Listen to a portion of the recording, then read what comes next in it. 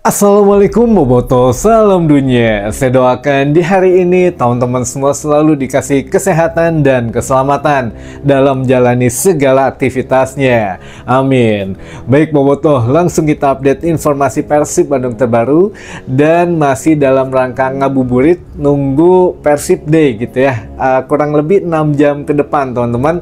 Untuk yang Boboto memang yang ingin hanya menyaksikan di Indosiar atau di televisi biasa itu setengah 11 malam atau 22.30 waktu Indonesia Barat, kurang lebih 6 jam lagi gitu ya. Namun kalau yang ingin punya sedikit modal atau punya sedikit dana gitu ya, ada budgetnya, mangga beli saja paketan video.com, itu bisa menyaksikan live langsung jam 9 malam antara tuan rumah Semen Padang dan juga Persib Bandung. Nah, tentu di sini juga kita ngerti lah keadaan teman-teman Boboto dan keadaan beberapa ya masyarakat Jawa Barat gitu ya.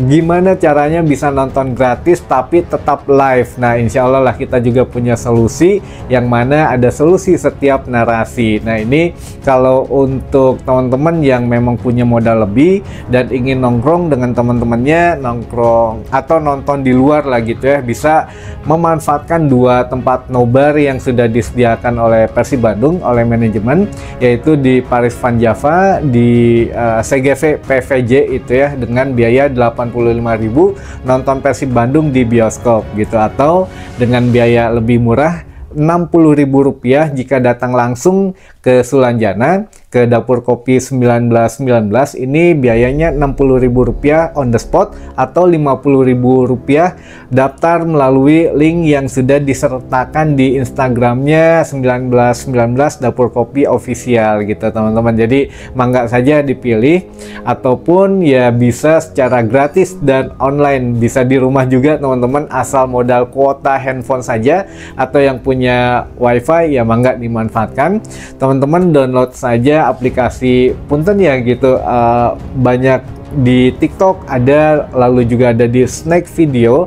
Dua aplikasi ini memang untuk penyiarannya saya akui bagus untuk streamingnya. Jadi teman-teman Boboto yang streaming di dua aplikasi itu biasanya jarang terputus, hanya mungkin kalau ada kendala sinyal saja gitu ya. Jadi tidak ada di band segala lah. Tapi kalau untuk di X atau dulu namanya Twitter atau di Facebook atau di Instagram ini masih tersendat. Kadang kena ban juga oleh pihak broadcaster, sehingga ya tayang 5 menit, 10 menit, mati 3 menit gitu ya. Nanti tayang lagi 10 menit, mati 3 menit. Nah, ini kendala-kendala di media sosial. Tapi kalau di TikTok dan di Snack Video ini lancar teman-teman. Ya mudah-mudahan lah, kita juga doakan ya gede rezekinya gitu ya buat teman-teman yang sudah menyiarkan secara live streaming gitu di dua aplikasi tersebut, karena mereka juga butuh wifi atau tidak butuh kuota yang besar gitu teman-teman. Jadi ya mudah-mudahan lah semuanya lancar gitu ya nanti malam. Nah, bagaimana dengan kesiapan Persib sendiri menghadapi laga away terakhir di bulan Maret dan terakhir di bulan Ramadan ini? Jadi mumpung lagi saum gitu ya, kita doakan saja yang terbaik buat Persib Bandung meraih poin oleh-oleh 3 gitu dari Padang ke Bandung, minimal ya 1 poin lah. Jadi Bojan Hodak sendiri memang tidak menyebutkan ingin kemenangan, tapi menyebutkan ingin hasil yang positif dari Stadion Haji Agus Salim di Padang teman-teman. Jadi hasil positif ini bisa kita artikan 2 gitu ya, bisa satunya draw, satu lagi ya menang gitu. Jadi ya positif, apapun hasilnya tetap positif. Nah, di sini juga Bojan Hodak tidak memandang Semen Padang berada di jurang degradasi atau di peringkat ke-17, namun memandang Semen Padang sebagai tim yang memang ya perlu diwaspadai. Di hampir 10 pertemuan atau bahkan hampir 10 tahun terakhir ini Persib Bandung belum pernah menang menghadapi Semen Padang, baik di laga kandang maupun laga tandang. Jadi ya Bojan Hodak punya satu rasa ingin mengalahkan Semen Padang gitu ya. Jadi ya ini pun kita percayalah Bojan Hodak punya statistik tersendiri beserta tim pelatihnya gitu ya. Jadi ya ini akan menjadi satu pertandingan yang seru lah nanti malam teman-teman. Nah ini juga untuk pelatih dari Semen Padang sendiri mengatakan bahwa dia ya sepertinya sudah pasrah gitu ya, karena 8 pemain inti saya katanya tidak bisa bermain, maksudnya 8 pemain inti Semen Padang tidak bisa bermain, dan kita akan menghadapi tim pemuncak klasmen yang sangat brutal sekali bermainnya gitu ya, apalagi di laga tandang, karena kita tahu Persib Bandung hanya kalah sekali gitu ya pada saat menghadapi Persebaya kemarin. Jadi ya dari berbagai laga tandang sebelumnya ya Persib selalu kalau tidak menang draw. Jadi ini ya sangat brutal menurut pelatih dari Semen Padang, dari Almeida gitu ya nama pelatih Semen Padang ini. Jadi kata Almeida ya ini kita akan menghadapi tim yang brutal lah di posisi 1 BRI Liga 1 ini. Nah ini juga kalau untuk dari segi pemain tidak ada masalah, semua sudah siap, semua sudah fokus, semua sudah ya menurut Bojan Hodak ya ini adalah langkah terakhir sebelum memang benar-benar tim diliburkan gitu ya. Jadi apapun hasilnya tim akan diliburkan untuk mengembalikan semangat juang, mengembalikan juga untuk kondisi tubuhnya biar fit dan semuanya fresh gitu. Jadi ya hari ini kita mesti upayakan yang terbaik dan upayakan hasil yang positif gitu. Nah ini teman-teman, jadi ada beberapa hal yang harusnya kita bahas di video tadi siang, namun beberapa pertanyaan teman-teman baru kita jawab sekarang gitu ya. Jadi ya biar seimbang lah, ada tetap utamanya mengenai Persib Bandung karena ini kan channel Bobotoh gitu ya, buat Bobotoh, dari Bobotoh dan untuk Bobotoh juga. Nah ini untuk intermezzo yang belakangan mengenai kenapa akhirnya tidak ada pemain Persib yang dipanggil oleh Timnas Indonesia teman-teman. Jadi kurang lebih 23 jam yang lalu ini sudah keluar untuk daftar kurang lebih 27 nama pemain Timnas Indonesia yang dipanggil oleh Patrick Kluivert. Nah ini juga masih tanda tanya apakah ini memang benar pemain-pemain yang dipanggil oleh Patrick atau oleh federasi yaitu PSSI yang memang gas lah makin iya wae. Jadi ya banyaklah berbagai macam argumen di luar sana teman-teman, di media sosial banyak banget ya kenapa ini kenapa itu gitu ya, tapi intinya kenapa tidak ada nama pemain Persib Bandung yang dipanggil oleh Patrick Kluivert. Nah ini kita akan bahas sedikit saja tanpa menyinggung pihak manapun gitu ya. Jadi kita objektif sajalah, kita memposisikan diri sebagai supporter Timnas Indonesia sekarang, jangan memposisikan sebagai bobotoh dulu teman-teman. Jadi yang pertama mungkin ya Patrick Kluivert ingin setidaknya tim yang sudah diracik oleh pelatih terdahulu yaitu Sintayong tidak banyak berubah, hanya beberapa nama pemain baru nih yang baru dinaturalisasi bisa masuk gitu ya, mungkin hanya sedikit lah untuk perubahannya karena itu ya tidak ingin merusak locker room yang sudah terjalin, chemistry antar pemain juga dan lain sebagainya. Jadi ini salah satu yang memang dijaga oleh Patrick Kluivert yang tidak ingin merubah banyak pemain, sehingga ya kalaupun katakanlah Dimas Derajat pemain Persib Bandung baik-baik saja, tidak cedera dan ya bugar gitu ya, kemungkinan bisa dipanggil juga karena kurang lebih ini lebih dari 90% pemain yang dipertahankan di era Sintayong yang dipanggil kembali gitu ya untuk sederhananya. Nah ini kenapa pertanyaannya balik lagi tidak ada pemain Persib. Ini mungkin ada dua hal teman-teman yang mungkin bisa difikirkan gitu. Yang pertama, Patrick Kluivert belum pernah menonton laga Persib Bandung, dan yang kedua ya atau PK ini atau Patrick Kluivert ini memang tidak merekomendasikan atau tidak ada rekomendasi dari federasi mengenai pemain Persib Bandung. Nah ini ada dua narasi yang berbeda ya, tapi kalau di luar sana di media sosial ini lebih jahat banget kenapa tidak ada dari Persib dan lain sebagainya gitu ya.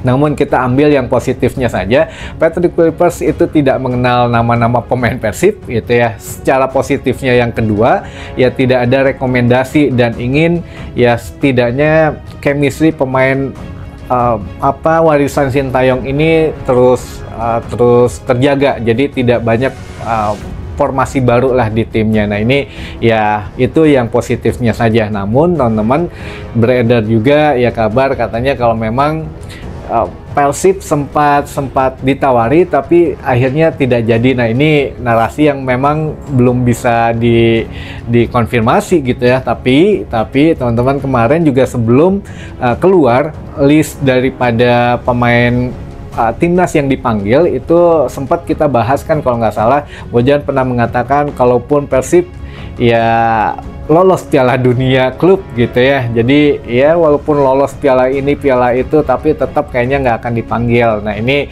ya itu mah mungkin Bojan Hodak sendiri ya dalam konferensi pers malam bilang harusnya jangan tanyakan ke saya, tanyakan kepada pelatih timnas Indonesia kenapa tidak ada pemain Persib yang dipanggil. Padahal ya bisa diperdebatkan lah, ada debatable-nya gitu ya. Namun kita jawab dulu yang pertama.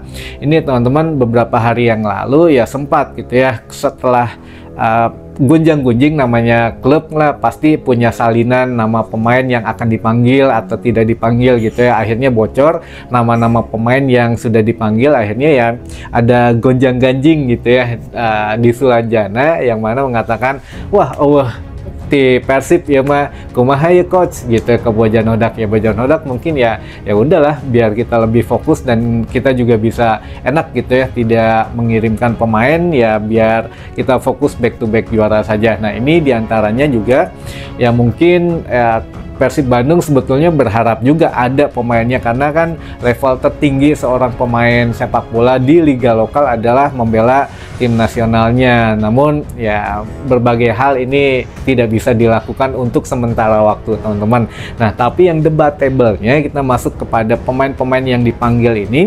Di situ masih ada nama Hoki Caraka dan juga ada Ferrari gitu ya. Kenapa kalau memang dua pemain ini yang belakangan ini ya kontribusinya juga perlu dipertanyakan gitu ya. Kalau memang striker ya, kemarin sebelum keluar list juga kita udah dapat, kalau media ya kita udah dapat itu nama kayak misalkan Bagaskara dari Dewa United. Nah ini memang sudah ada kita namanya, cuma ya sebelum dirilis oleh timnas gitu ya kita nggak sebut namanya karena memang itu ada kode etiknya. Nah lalu yang kedua teman-teman, ini kenapa kalau Ferrari ya, kita tahu di pertandingan tadi malam saja mungkin ya gitu ya permainannya ya kita nggak bisa bilang bagaimana, tapi ya jauh dari harapan kita lah. Nah ini apakah bisa atau bagaimana, atau memang akan dijadikan cadangan atau gimana? Nah kalaupun cadangan kan banyak yang lebih mumpuni gitu ya. Namun ya inilah sudah dipanggil dan ya sudah, kita terima saja teman-teman. Kita memposisikan sebagai supporter timnas Indonesia. Nah kita balik lagi sekarang menjadi supporter Persib Bandung sebagai bobotoh. Yang timnas sudah kita lupakan saja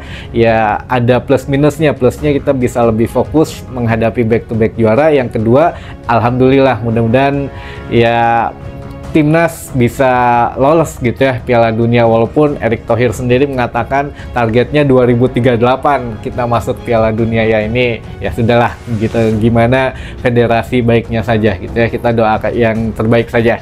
Nah untuk yang pertanyaan dari teman-teman bobotoh tadi di video tadi siang, Kang bahas mengenai tim tetangga yang kena karma katanya, kemarin kalahnya nyesek katanya di laga kandang sendiri. Nah ini ya oke lah kita bahas, karena mau tidak mau ini juga menjadi perhatian publik gitu ya, ada hubungannya dengan Persib Bandung juga. Jadi selama ada hubungannya dengan Persib, ayo kita bahas. Jadi tidak menyudutkan siapapun, ini kita berbicara fakta dan datanya gitu teman-teman. Jadi ada beberapa fakta yang mana menjadi karma, bisa dijadikan satu referensi gitu ya, kenapa Persija akhirnya bisa dipastikan atau sangat sedikit tertutup peluang untuk menjadi juara di musim ini. Di antaranya mungkin kelakuan supporternya sendiri atau bagaimana. Nah ini bisa jadi teman-teman, tapi di antaranya yuk kita bahas biar lebih merefresh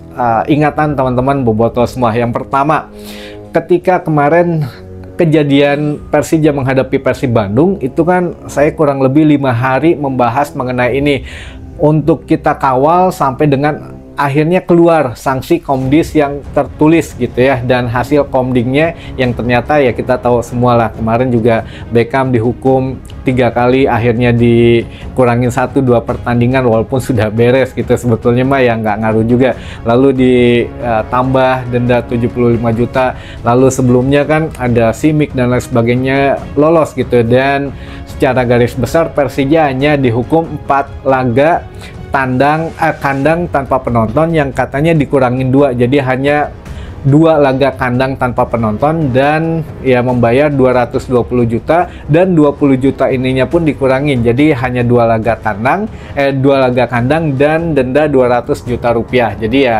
ya gimana, tadinya mungkin mau menghemat, ternyata pada saat kemarin pelatihnya dan pemainnya sendiri ini yang membuat pernyataan ini, fakta ya, bukan hoax, fakta dan data yang ada gitu teman-teman. Dari mulai pelatihnya sendiri, Carlos Pena mengatakan bahwa Persija memiliki masalah internal, lalu diamini atau diiyakan oleh ya Rizky Ridho yang mengatakan betul Persija mempunyai masalah internal sudah beberapa hari yang lalu, bahkan sebelum menghadapi Arema semalam gitu ya, itu sudah ada masalah internal. Nah, masalah apakah itu? Sinyalir yang memang paling kuat adalah masalah gaji. Makanya Bojan Hodak pernah mengatakan di sini ya, pemain Persib ada yang ditawar gitu ya, namun menolak karena ya di sana juga belum tentu gajinya selancar di Persib. Ya dijanjikan manis di awal, tapi kan kesana-kesananya ya harus seimbang lah gitu ya, dari pendapatan, penghasilan, lalu dan lain sebagainya lah. Tapi yang jelas ya inilah yang disinyal kuat. Yang pertama, karena mungkin ya ingin menghemat awalnya, tapi akhirnya jadi boncos gitu ya. Yang satu gitu ya, kemarin masalah dana untuk gaji, sepertinya itu yang pertama. Yang kedua, pada saat pertandingan semalam itu kan Persija mendapatkan 2 kartu merah gitu ya, dan ini 2 kartu merah ini diterima oleh pemain intinya dan pemain utama yang memang sangat bergantung ke 2 pemain itu. Yang pertama ada Gustavo, yang kedua adalah Gayos gitu ya. Jadi ya kartu merah ini sudah tidak luput dari perhatian wasit dan VAR teman-teman ya, dan ini juga alhamdulillah gitu ya. Bahkan ada guyon yang mengatakan untung saja tidak ada penonton gitu kemarin Persija main, kalau ada penonton udah mungkin rusuh itu stadion gitu ya. Dan Patriot ya alhamdulillah aman lah malam gitu, karena mumpung nggak ada supporter, wasitnya jadi berani teman-teman. Jadi wasitnya ini ya memang ya tegas lah, saya lihatnya juga tegas, dan VAR-nya juga berjalan baik, sehingga ya memang 2 kartu merah ini sangat sangat cocok gitu ya. Namun yang disayangkan dulu mungkin karma dari Marco Simic, harusnya dulu aja si Simic yang kena merah gitu ya, dan larangan bermain, tapi akhirnya ya ini pemain yang penting mereka justru yang terkena kartu merah, dan memang kena berat lah kayaknya ini. Untuk kalau kartu merah ada denda tambahan yang memang biasanya dikasih oleh Komdis gitu ya, jadi ya nambah lagi tuh denda kartu merah aja berapa gitu ya. Lalu denda larangan bermain ya mungkin ini juga walaupun tidak berupa uang, tapi kan merugikan tim gitu ya. Nah ini ya manggalah hitung sendiri kalau itu mah. Terus yang selanjutnya adalah denda pengerusakan stadion juga kan ini menguap gitu, tidak jelas berapanya, sehingga ya mungkin ya inilah gitu ya, kalaupun karma dari kejadian kemarin, tukang jualan dipukulin, ini berapa, jadi kalau kumpulin atau dikalkulasi denda kalau mau berupa materi itu harusnya lebih dari 220 juta gitu. Namun ya akhirnya ya sekarang dibalesnya gitu teman-teman. Nah ini yang menarik adalah itu ya, beberapa melakukan klarifikasi, ada yang pemalakan tapi mukanya ditutup gitu ya, dan lain sebagainya. Ini mungkin ya itulah ya kita serahin aja itu kepada penonton gitu ya, gimana pandangannya. Tapi yang jelas kita menyoroti di atas lapangannya saja. Kalau di luar lapangan itu mah beda-beda narasinya. Tapi yang jelas ya dukung terus lah, harus ada KJP gitu ya, kartu Jackmania Pintar teman-teman. Jadi biar tidak ngoceh di media sosial saja, karena ini ya harus ada channel yang mengedukasi sebetulnya, tapi ya gitulah kalau untuk kita nggak ngurusin klub tetangga teman-teman. Baik, dan ini info terakhir saja sambil ngabuburit. Perlu diingat nanti malam teman-teman, kenapa tidak ditayangkan, sudah ada alasannya di video saya tadi siang. Dan yang kedua adalah nanti malam itu akan dipimpin oleh wasit asal Jakarta, yaitu Heru Cahyono. Dan Heru Cahyono ini sudah setidaknya 2 kali mimpin laga Persib, dan nanti malam menjadi laga yang ketiga gitu ya. Heru Cahyono, wasit asal Jakarta teman-teman. Apakah memang sudah diberikan dari PT LIB atau bagaimana, mangga itu mah punya pendapatnya masing-masing gitu ya. Pertama sudah tidak ditayangkan, delay, dan kedua wasitnya dari Jakarta yaitu Heru Cahyono teman-teman. Baik, mungkin itu dulu saja informasi yang bisa saya sampaikan di hari ini. Mudah-mudahan menambah informasi dan wawasan teman-teman boboto semua. Sampai ketemu lagi di informasi selanjutnya. Wassalamualaikum boboto, salam dunia.